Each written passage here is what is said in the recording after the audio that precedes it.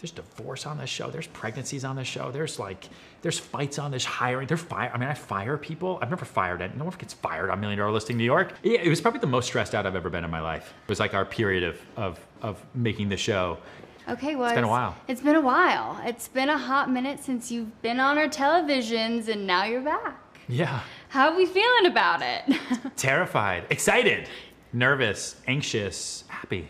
All the emotions. All of like that. I'm like a Pixar movie of just emotions, you know? Emotions. They're all firing inside. It's a lot. It's a lot, but I know a lot of fans are so excited for it.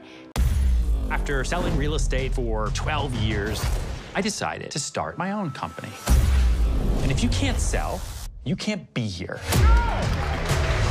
Welcome to New York City. We have the good, bad, ugly, crazy. Ready, set, Serhant! I think fans of $1 Million Listing New York or any of the $1 Million Listing shows are gonna get everything they've ever wanted from watching this show and more because it is so different. I think fans of Selling Sunset and Buying Beverly Hills, now Buying London, and any of the other real estate shows, I think it'll check off all of their boxes. But I think there's a new genre that Owning Manhattan kind of creates. Like, not to give anything away, but like I've never seen a reality TV show that has narrative thread voiceover. You know, like there are moments, there are things that Netflix allowed us to do in the show that I just couldn't have done, you know, on Bravo and in the past shows. So like I think you have to consistently be creating something new and pivoting, and especially now, right? You got to create attention. How do I get somebody to pay attention to the screen and not their phone? So you got to do things differently. And so I think people will be surprised. Hopefully it works. But is it safe to say that we're still gonna expect some drama maybe? And of course, you said, oh God, okay, yeah. So yes. Yeah, it was probably the most stressed out I've ever been in my life. It was like our period of making the show. Are agents happy here? Everyone in this industry is stressed. Why do you feel like I need to prove to you something? You do. You don't have to like me. You will respect me. I know there's nothing wrong with this product. If it's not us, it must be you. They're sharks, and when they smell blood, they're gonna come. Stop your Like, am I in real estate or am I in a freaking sorority is how I feel sometimes. Because you have to remember too, when we started thinking about coming back to TV and doing something new in New York, the market was on fire. Everything was amazing. Interest rates were 2.5%. Like people were coming out of, everyone wanted to be outside. Yoga classes were in the streets. Then we start filming. Interest rates go to 8%. You have global conflicts. Things get very, very stressful, and then camera in your face, and you're like, okay, great, you know. And so and the show captures, you know, all of that. So I think yes. There are definitely deals. You know, the show it's a deal show.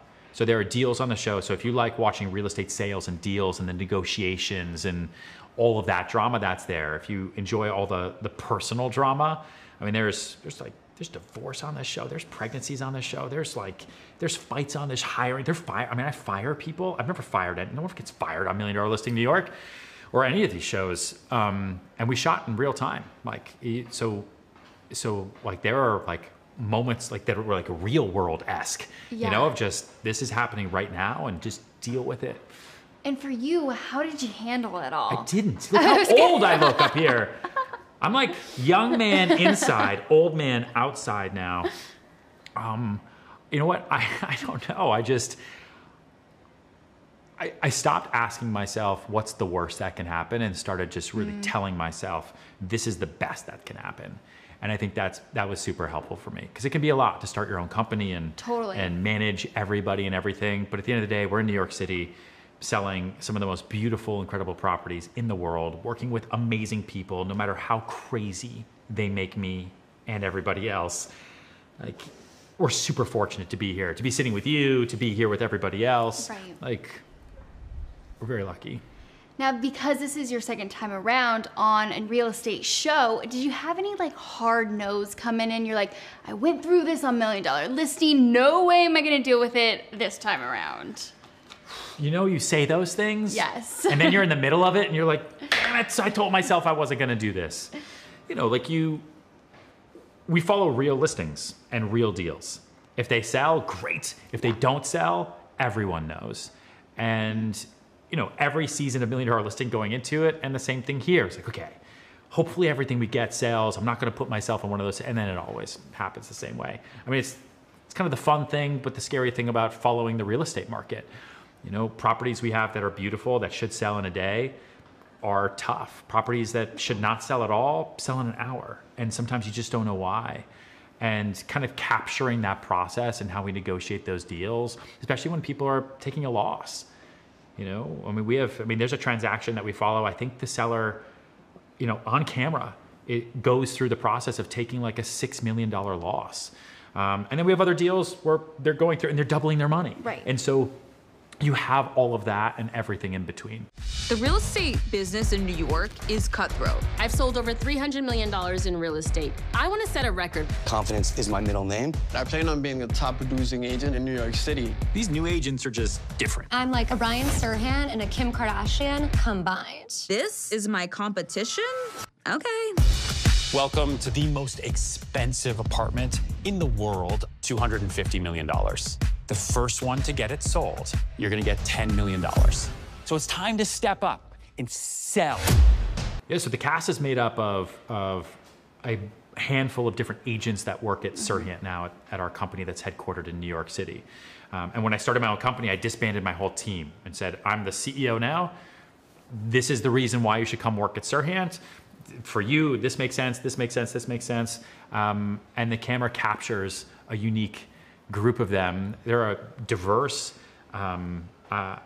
special, crazy, fun-loving, hardworking, wild, dramatic, passionate group of salespeople. Do you remember having a job where you work 20 hours a day for free and you have to live in New York City and pay those bills until something sells? Right. You have to be crazy to do that. As glamorous as we make it look, especially those first couple years, you have to be crazy. And our cast is a mix.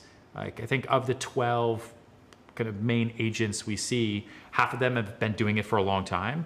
And it's like, what are those struggles when you're a veteran in the business? And the other half are fresh and new and trying to make a name for themselves.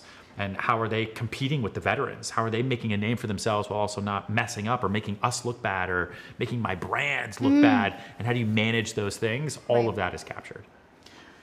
It sounds so good. Before I let you go, describe it in just one word. Give me one word to describe this new series and what people need to watch. Exhilarating.